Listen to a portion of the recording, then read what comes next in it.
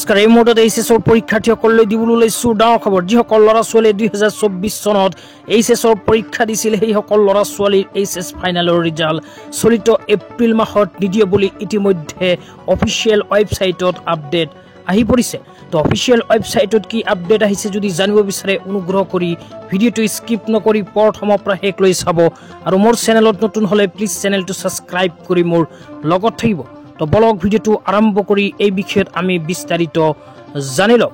তো আপোনালোকে যদি চাব বিচাৰে তেন্তে আপোনালোককো শিকাই দিছোঁ। প্ৰথমে নিজৰ মোবাইলৰ প্লে ষ্ট'ৰটো অপেন কৰি ল'ব। প্লে ষ্ট'ৰ অপেন কৰি সাৰ্চ বাৰত ক্লিক কৰিব। সাৰ্চ বাৰত ক্লিক কৰি ইয়াতে লিখিব উপলব্ধ এপ লিখি সাৰ্চ বাৰত ক্লিক কৰি আপোনালোকে সাৰ্চ কৰি দিব। সাৰ্চ কৰি দিয়াৰ লগে লগে ইয়াতে 2 নম্বৰত উপলব্ধ এপটো আহি যাব। ইয়াতে AHSECৰ লগো কিন্তু চাব পাৰিব। তো এই এপটো প্ৰথমে ইনষ্টল কৰি ল'ব। এইটো কিন্তু AHSEC Assam Higher Secondary Education কাউন্সিলৰ অফিচিয়েল এপ। তো এই এপটো ইনষ্টল কৰি যেতিয়া অপেন কৰিব, অপেন কৰি দিয়াৰ লগে লগে আপোনালোকৰ সন্মুখত এনেকুৱা ইণ্টাৰফেচ আহিব। ইয়াতে লিখা চাব পাৰিব Assam Higher Secondary education council AHSEC।